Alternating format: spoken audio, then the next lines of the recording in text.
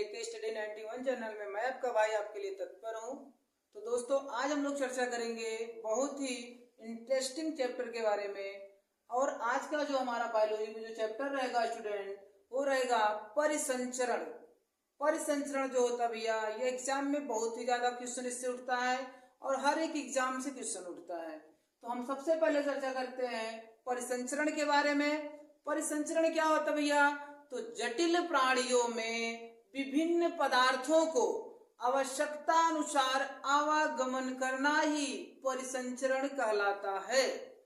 जटिल प्राणियों में पदार्थों को आवश्यकता अनुसार आवागमन करना ही क्या कहलाता है स्टूडेंट? परिसंचरण कहलाता है।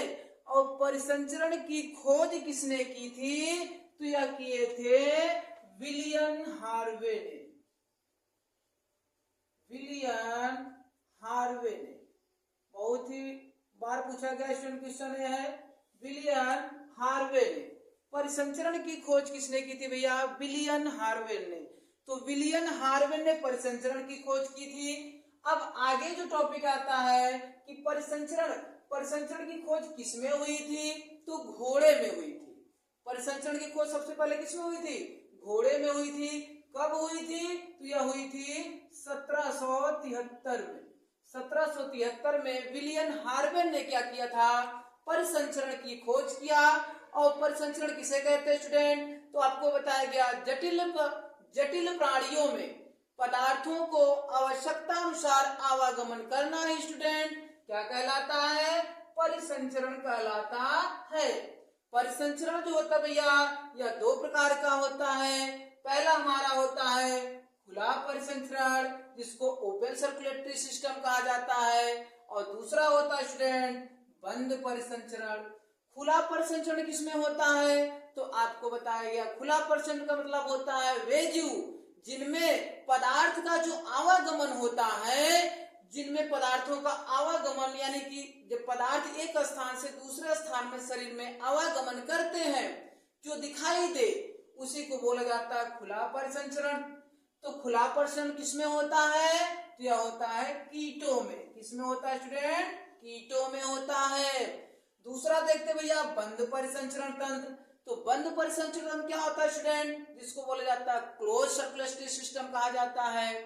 तो बंद परिसंचरण होता है मानव में होता है, खरगोश में होता है, एनेलिडा में होता है और आर्थ्रोपोडा में होता है। अब सर देखिए, मानव, खरगोश, एनेलिडा में आपके आते हैं जोंक और केचुआ आते हैं। जोंक और केचुआ जो होते हैं उनमें बंद परिसंचरण होता है। और आपको बताया गया आर्थ्रोपोडा जो होते हैं स्टूडेंट, आर्थ्रोपोडा में आपका आता है तिलचट्टा आता है, झींगा मछली आता है। ये सब जो आते हैं आपके आर्थ्रोपोडा के अंतर्गत आते हैं। तो परिसंचरण सबको याद हो गया होगा। जटिल प्राणियों में पदार्थों को आवश्यकता अनुसार आवागमन करना क्या कहलाता है स्टूडेंट? परिसंचरण कहलाता है। इसकी खोज विलियम हार्वे ने की थी। कब की थी? 1773 में की थी। किसमें की थी? आवागमन करना क्या कहलाता है स्टूडेंट? परिसंचरण कहलाता है। इसकी खोज विलियम हार्वे ने की थी। कब की थी? 1773 में की थी। किसमें की थी? घोड़े में की थी। कितने प्रकार के होते हैं? दो प्रकार के होते हैं। पहला खुला परिसंचरण तंत्र, दूसरा बंद परिसंचरण तंत्र। खुला परिसंचरण किसमें होता है? कीटों में होता है। बंद परिसंचरण किसमें होता है? तो मानव, खरगोश, एनिलिडा और आर्थ्रोपोडा संघ के जीवों में होता है। आगे हम लोग बात करते हैं परिसंचरण तंत्र, जिसको बोला जाता है सर्कुलेटरी सिस्टम। परिसंचरण तंत्र क्या होता है? तो परिसंचरण तंत्र क्या होता है भैया? तो हमारे शरीर में जो विभिन्न पदार्थ होते हैं, जिनका आवागमन करने के लिए अंगों की आवश्यकता होती है, तो हम कह सकते हैं ऐसा तंत्र जो विभिन्न पदार्थों को यानी हमारे शरीर में विभिन्न पदार्थों को एक स्थान से दूसरे स्थान तक गमन करने में सहायता प्रदान करते हैं स्टूडेंट, उसी को बोला जाता है परिसंचरण तंत्र कहा जाता है। जैसे हमारे शरीर में क्या है? ब्लड है। ब्लड हमारे शरीर में पूरे शरीर में क्या कर रहा है? एक स्थान से दूसरे स्थान पे जा रहा है।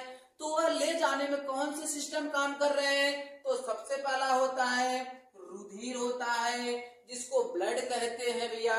दूसरा होता है हृदय होता है और तीसरा हमारा धमनी होता है और चौथा होता है सिरा होता है।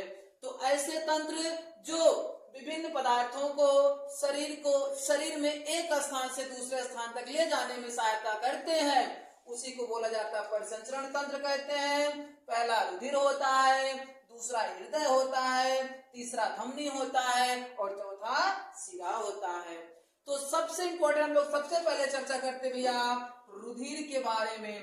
तो रुधिर क्या होता है स्टूडेंट, जिसको आपको बताया गया। रुधिर के देखिए कई नामों से जाना जाता है। रुधिर को इंग्लिश में क्या कहते हैं, इसको ब्लड भी कहा जाता है और इसी को क्या कहते हैं भैया, खून भी कहते हैं। क्या कहते हैं स्टूडेंट, खून कहते हैं। और इसी को रक्त भी कहते हैं और इसी को क्या कहते हैं, लहू भी कहा जाता है।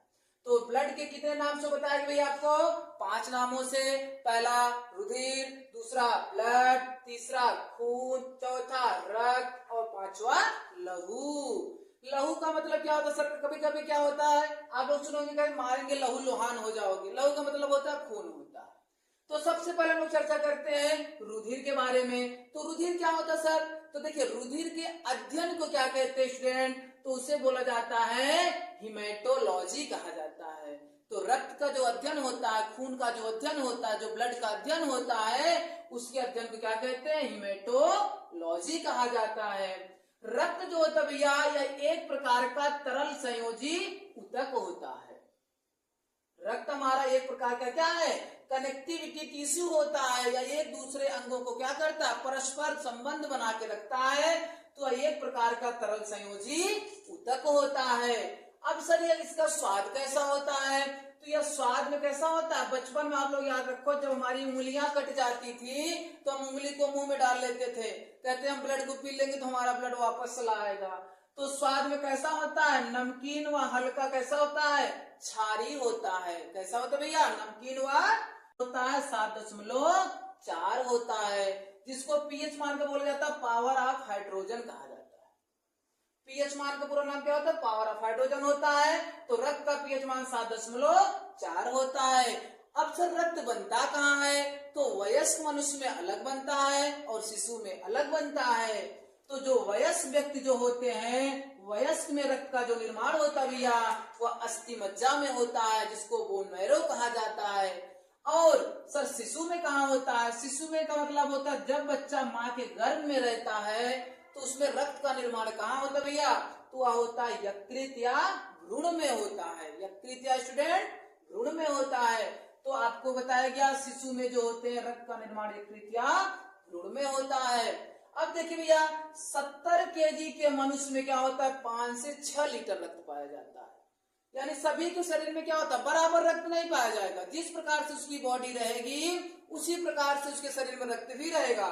अगर 70 किलो का मनुष्य तो उसके शरीर में कितना लीटर रक्त पाया जाएगा, 5 से 6 लीटर पाया जाएगा। इसीलिए नीचे लिखा गया है रक्त जो होता है वह शरीर के भार का, यानी हमारा शरीर का जो भार होता है, शरीर के भार का 6 से 7% भाग रक्त होता है। रक्त कितना परसेंट भाग होता है हमारे शरीर का, तो 6 से 7% भाग क्या होता है भैया, रक्त होता है।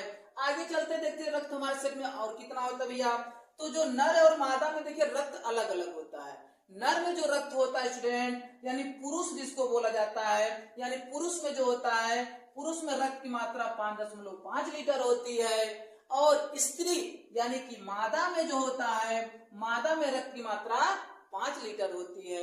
यानी पुरुष में आपको बताया गया, नर में जो होता है भैया, नर में रक्त की मात्रा 5.5 लीटर होती है और पुरुष में मादा में जो होती है वह 5 लीटर होती है स्टूडेंट। आगे हम लोग चर्चा करते हैं सर रक्त का बैंक। आखिर रक्त बनता कहाँ है, तो रक्त बनने का आपको बताया अस्थि मज्जा में बनता है, लेकिन रक्त का बैंक किसे कहते हैं, तो यह प्लीहा को कहा जाता है। किसे कहते हैं भैया, प्लीहा को कहते हैं। इसी को तिल्ली भी कहा जाता है। आगे देखिए रक्त का कब्रिस्तान, यहीं पे क्या होता है इसका निर्माण, यानी रक्त का बैंक भी इसी को कहते हैं और इसे रक्त का कब्रिस्तान यानी किसे कहा जाता है, प्लीहा को कहा जाता है। तो आपको बताया गया रक्त यानी नर में जो होता है रक्त कहाँ रक्त में नर में जो होता है भैया कितना लीटर रक्त पाया जाता है, 5.5 लीटर और मादा में 5 लीटर पाया जाता है।